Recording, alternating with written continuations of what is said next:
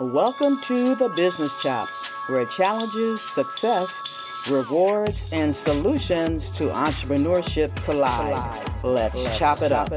Hello, Chop Squad. Welcome again to the Business Chop. I'm your host, Audrey Wiggins, and you know I'm excited to be with you. Our guest today is a leadership performance coach who helps businesses establish solid foundations and frameworks guaranteed to help that leadership of that business more effectively and efficiently hire, train, and develop employees. He served in the American workforce for over 30 years, and now as an entry-level employee, as a leader, as a manager, and as a three-time business owner. We're going to learn more about Rick Tuquero on the other side of this message. Knock out your competition with Altogether Marketing. We elevate your brand. Take a stance with your business name, logo, the tagline, your colors, even the fonts for your business. And then jab left with your website. Jab right with core values. Back up with product experience and bring it on with you. Visit altogether.biz and let us help you create a knockout brand. Rick has held leadership positions for over 20 years, in which time he's helped several businesses hire, train, and develop hundreds of employees, successfully navigating through just about every performance challenge imaginable. He's on a personal and professional mission to help close what he calls the gap between employer and employee, because he truly believes businesses are vehicles that can help drive the positive change the world so desperately needs.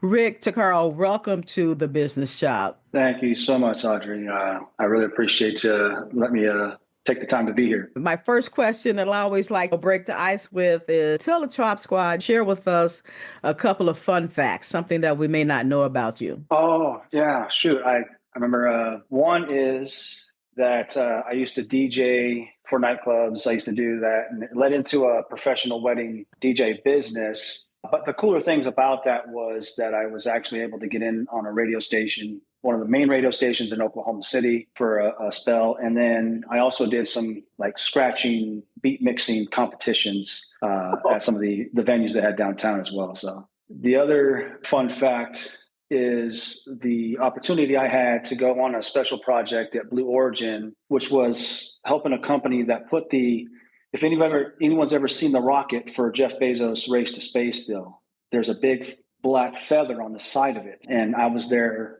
I say I helped because I was there, but I didn't really do a whole lot. But that was you really did cool something. Yeah. So those are the two fun facts. That's really cool. Okay. Yeah, I like those. Definitely. All right. Let's get into some other questions about what you do. And just right off the bat, when you talk about closing the gap, quote unquote, between employer and employee, what are the most common causes of that gap and how can leaders start bridging it today? Oh, man, that's such a great question, Audrey. I say that the gap really is just more of a misunderstanding of the true purpose of the workforce, why a business is in business to begin with, and then why people seek employment. And with that not really being communicated or discussed within our 12 years of being in an education system that's supposed to prepare us for the real world, there's a very big disconnect going into the workforce. And I believe that's what's the very start of a lot of these challenges that both sides experience after they've entered the workforce. So I don't want to go too far which way or another, because I'll get in a rant, and I'll start going down the line with this because it's obviously a passion. But to give some examples of that Sure. We're not really learning beyond just the purpose of going into the workforce, right? It's beyond making a profit, beyond making a paycheck. Some of the challenges that come from this gap is the communications, right? We don't really learn how to effectively communicate while we're going through our education period, our learning phase. When we get into the workforce, that is, I believe, pretty apparent. So when it comes to the challenges between employers being able to explain certain things to the employee and the employee being able to address certain things with the employer, it's just a jumbled mess. Oh my gosh, I hear you.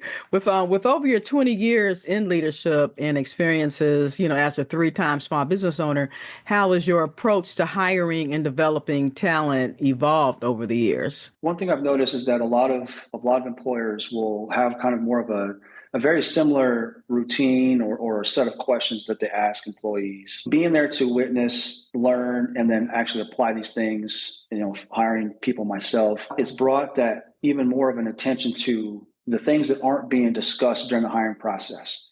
And this is where I think one of the biggest challenges are, because we're not clearly explaining in detail for some of these companies what's expected of the employee. They're not clear. Let's just start from the very top, the vision of the company. I know a lot of employers might kind of roll their eyes at when they're talking about vision, mission, and value statements, but they're the most critical piece, because the vision is what points the direction. It's what kind of really gives the purpose of the business. And that's what's going to ultimately attract better fit employees, because that's what they're aligning with, like the ones that are more proactive in their journey through the workforce. So in the hiring process, it goes beyond just asking some of these formal questions, and it can be done a lot differently. So I don't want to take up too much time trying to explain the nuances of that, but that's in the hiring part of it. Starting from what kind of words are they using when they go to seek the employee? Are they offering anything beyond just a paycheck? What are they using as the lure to lure people in?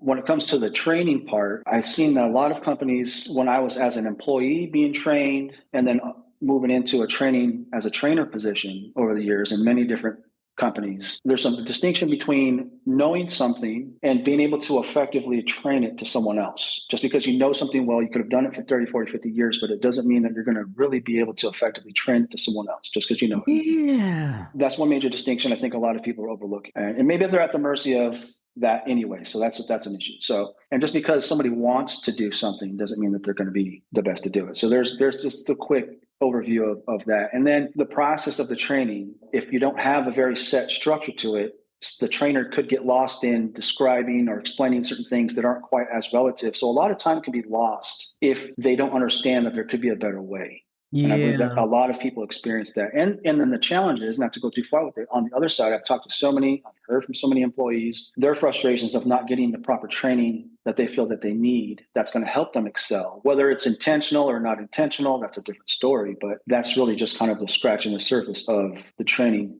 portion of these issues. On the development side of things, I truly believe that very few companies have real, legitimate, effective development programs for their employees, which is one of the major things that are missing that could help make this big difference that I'm talking about. And just on a personal, professional level for the company and the employee alone, that's what's going to help take it beyond profits and paychecks. That's what's going to really help them, help their employees, help the business grow. Like it's a beautiful thing. But I talked to a few major companies that are like, say, Starbucks, corporations that do have this, Amazon, they do have development programs. What little research I've done into those, they're great. But I think that there's a lot more that could be done. And if they're done differently, it would make a huge difference for just about any company. That kind of leads me, though, to the next question about how you focus on building solid foundations for leadership. So what are the top 2 or 3 frameworks every business should implement to strengthen team performance? I will always say it's going to go back to the vision. Okay. If a company doesn't have something solid and truly meaningful that really describes kind of like what this company is wanting to do or evolve into in the future, whether it's a couple of years to 20 years down the road, it leaves so much room for uncertainty and confusion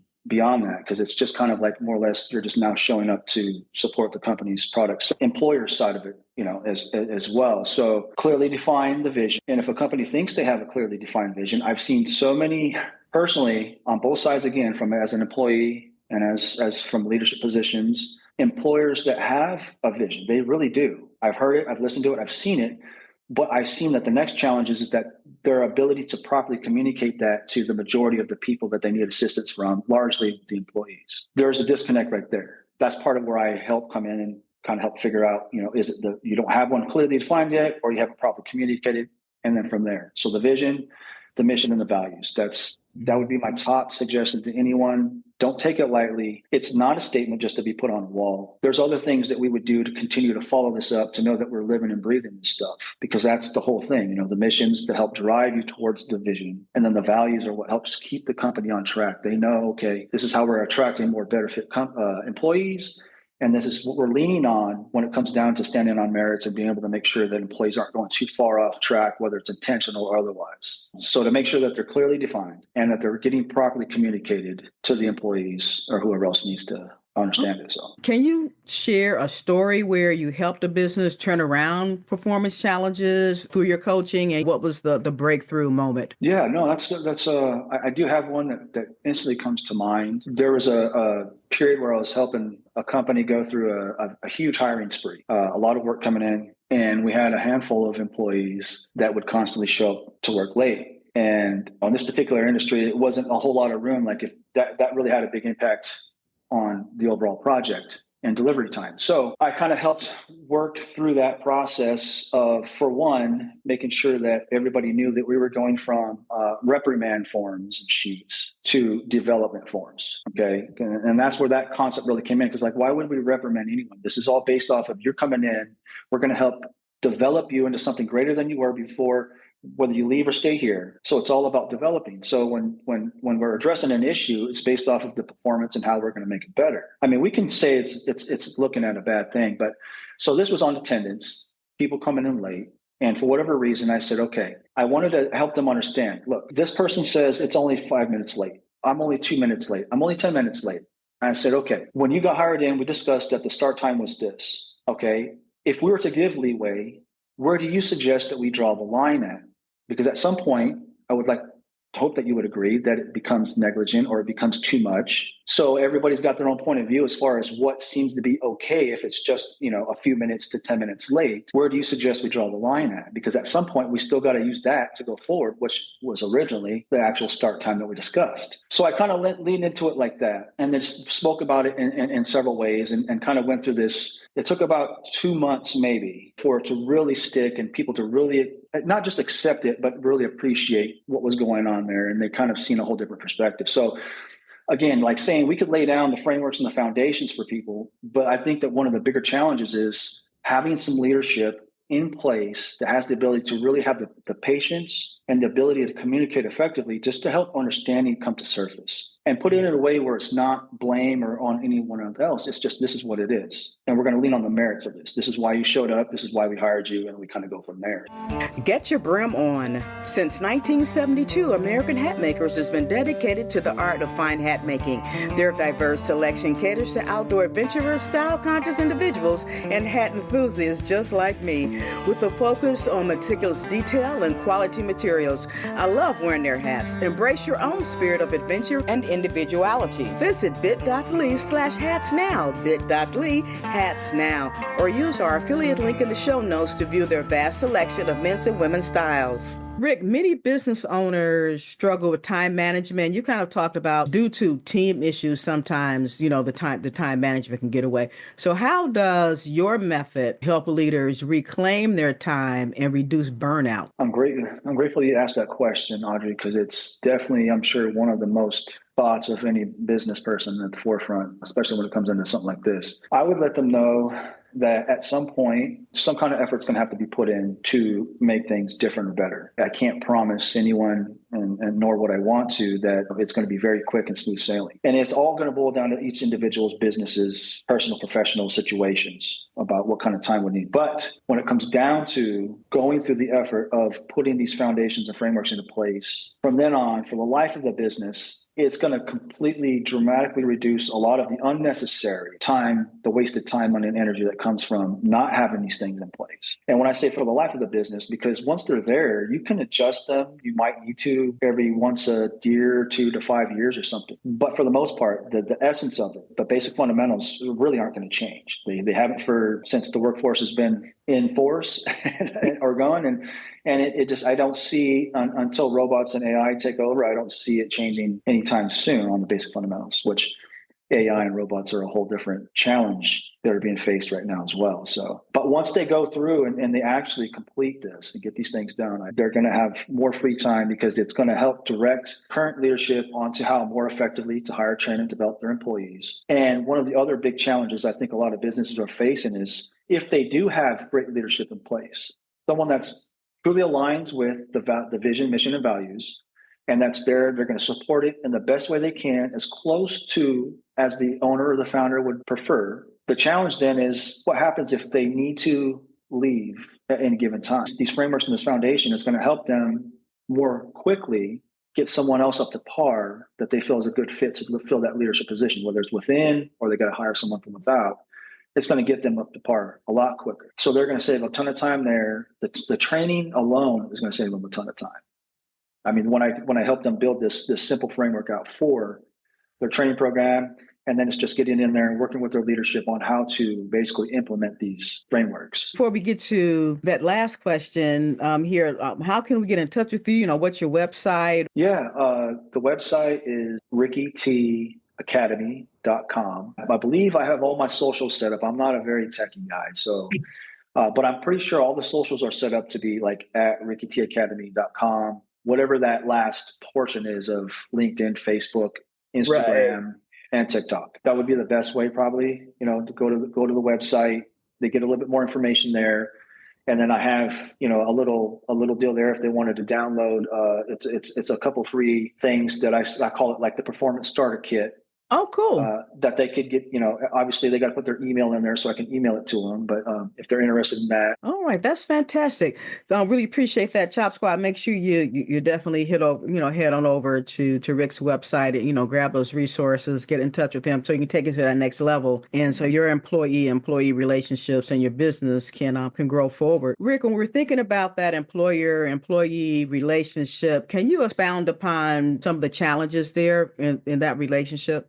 I believe that one of the biggest challenges for both sides, one is the employer being able to find good help, good employees, the right fit, so to speak. And then the other is for the employee to find what they consider a good employer. And that kind of going back to the purpose, the employee understanding what's the purpose of them going for the job, because that's going to have a lot to do with what kind of jobs they go to pursue. And then the employer as well. Why am I in business? And this is going to have a lot to do with how I'm going to attract my employees. The thing that I've seen that I believe is taking place right now is that a lot of employers have been traumatized, they've been tainted and rubbed the wrong way with employees that just didn't work out. There's no to blame there. That's what it was, okay? And I believe so. A lot of them are kind of in this mindset of categorizing almost every employee that comes through their door, or a lot more often. And the similar thing on the other side for the employees. I believe that they've experienced, some of them they just have experienced a lot of, whether they're toxic employers or maybe employers that just, they weren't the right style or whatever it was. And then they got traumatized and tainted and they're like, oh, all the employers are just out to, leech off of my labor. And so they can do this. And the others are like, oh, these guys are too lazy. They're entitled. And, they're pay me what I'm worth. You're not worth what I'm paying you. And so these are like these common things. And that's kind of really the in-depth, more detailed part of the gap that I talk about. That a lot, and it just boils down to a lack of clarity, transparency, and purpose. That's the majority of all those challenges that where they come from. So, awesome, thank you. Okay, so then I'll edit that in around. Maybe awesome. Find one of the questions that'll be asked, and maybe it flows right after that, or or something like that. Yeah. Yeah, no, that's awesome, okay. Audrey. I really appreciate you giving me the ability to speak upon it, because it really is a passionate and important message to get out. It really is. And then, some business owners, like I don't have employees, but, at some point, they're going to be looking at, hiring somebody, then, maybe they can get this coaching up front, before they start making all the mistakes. Yeah. That's the ideal, is to get it done in the beginning. So, but yeah, I mean, and originally that's kind of what led me to the leader group in the first place was, hey, how can I get this message out? Yeah. Get it on the stage. And then long story short, they kind of sold me on the entirety of it, because I was like, I'm not good with, I'm not the techie guy. I'm not good with all of these social things. I do need help in that area. And I believe overall they could help with other things too. So yeah, that's right. Yeah. Okay. If you don't mind me asking real quick, how long have you been doing the podcast? Well, this one I've been doing since near the end of 21, and but I've been in the business since 2011. I started doing video. I started with video, so I had video shows going, and those are actually still running on my network. I have a network out there, so those shows are still there. And every now and then I'll do some content. I want to revive them because you're a little bit different, kind of similar, but a little different. So so what is that? Oh gosh, 19 years. Oh, not 19 years. 9 years?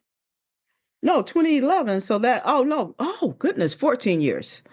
So that is longer than I thought. Okay. I was asking because of like, I mean, I've never been, like I said, I've never been a guest, Mm-hmm. but I'm very keen to like organizing and structuring certain things. And I was like, man, she's obviously been doing this for a while, or she's just natural, or just you know.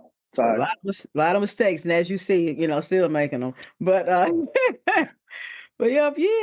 But all right. even with the still, errors may happen or whatever. But I'm comfortable, in this space. Yeah, very. No, I can tell. I That's can good. definitely tell, and that Mhm. helped me be comfortable too. So Good, good.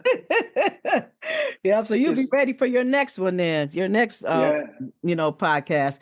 Yep. So if you are interested though, I'm part of this group called Podmatch, and I do Mhm. pay to be a part of it, and but you can go in as a sign up as a host or guest or both. I'm signed up as a host, so so that I can get guests. So if you want to let me just find a link here, and I think I know Yeah, my please, heart, and then maybe you might because be interested in doing it. it's I, for me to try to get the message out and reach the largest amount of people as quickly as possible. It's hard Hmm. not to think that podcast, being a guest on a podcast, relative podcast at least, isn't at least one Yeah. of the ways to do it. So Yeah. Like, host guest. Yeah. All right. Let me click on it real quick just to make sure. Okay. Oh, it did. It came up. That was the right one. Okay. Yeah. Pop batch. Yeah. So I had so how long I've been with them? Oh, no, over a year, maybe a couple of years or so that I've hold been on, been with copying and this group. pasting. Hmm. How, how did how did you come across it? You just kind of like, I was in somebody's workshop, and because I remember I mentioned I had my own business summit, so I was in somebody's summit, and I think the owner, the guy had spoke, and, and mm, and I'm like, well, that's a good thing to be a part of, a good organization. So they have this, so it's not just having your name on the site, they have this. It's almost like matchmaking, so to speak. So right? matching you with a host or matching somebody else with a guest, and so all your bio and all your information's in there. You even have the opportunity to put in suggested questions that you Oh, want the host to ask.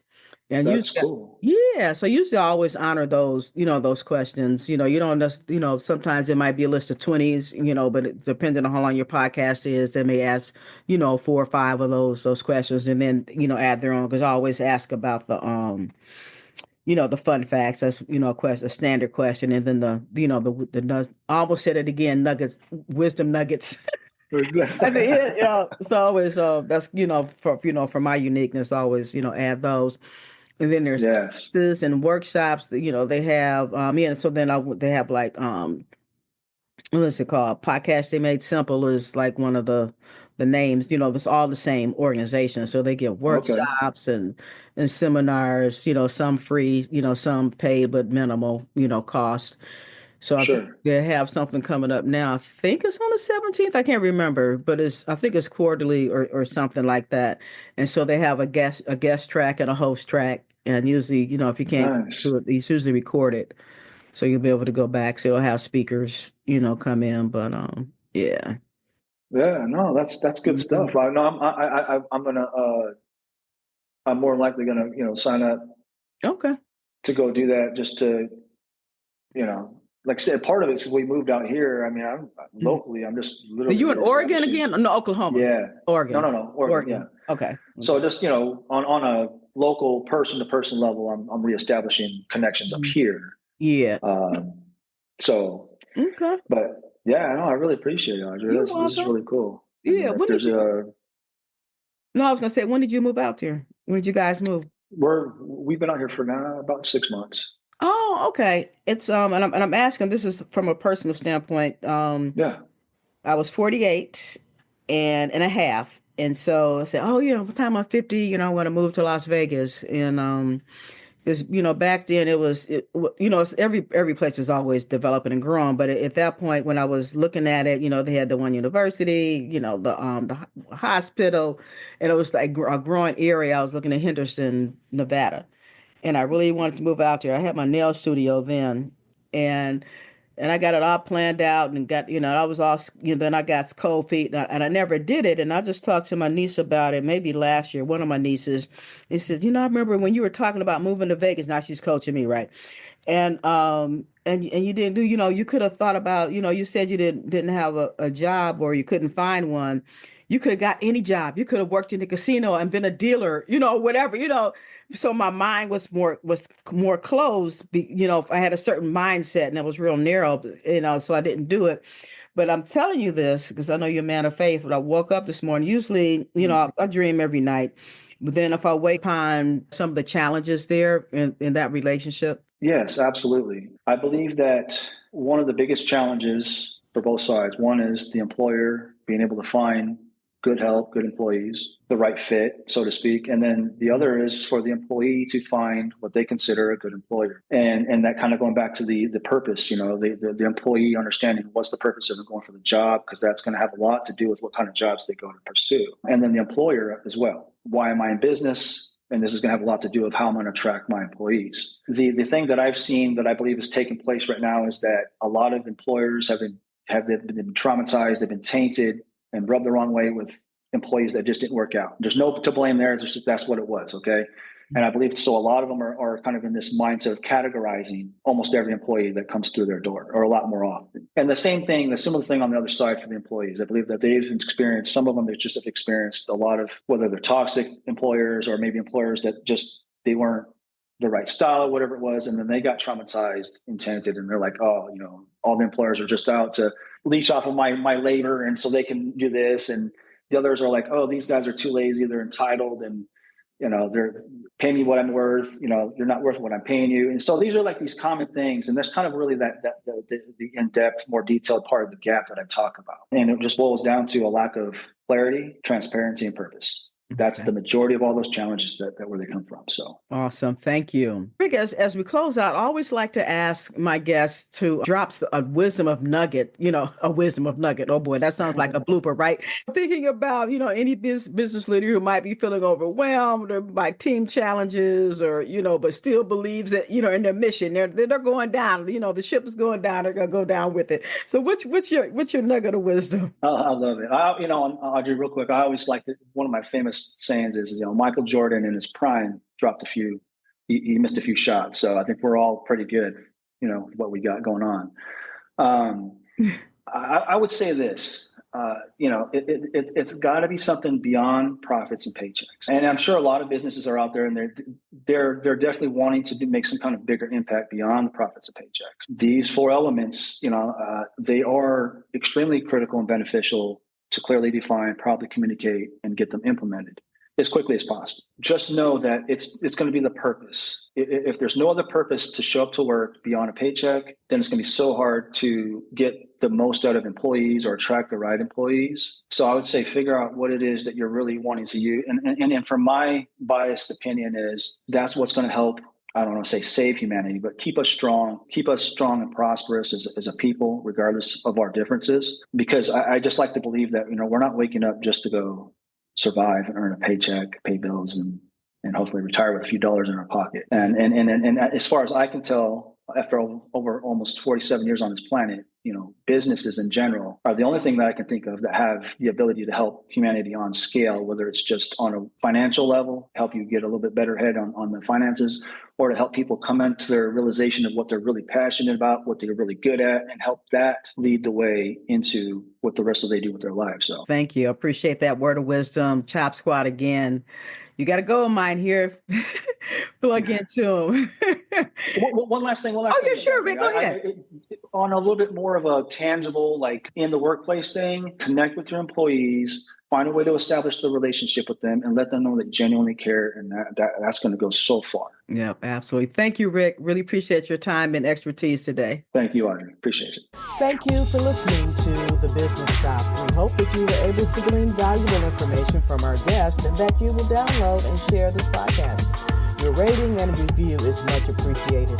To go deeper with our guests, please visit their website and social channels. To learn more about us, please visit businessshop.info or altogether.biz, where we will help you expand your brand.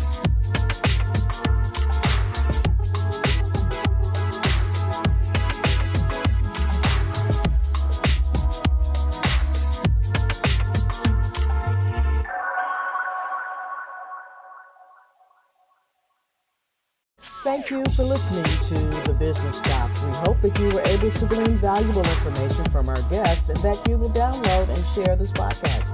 Your rating and review is much appreciated. To go deeper with our guests, please visit their website and social channels. To learn more about us, please visit businesschop.info or altogether.biz, where we will help you expand your brand.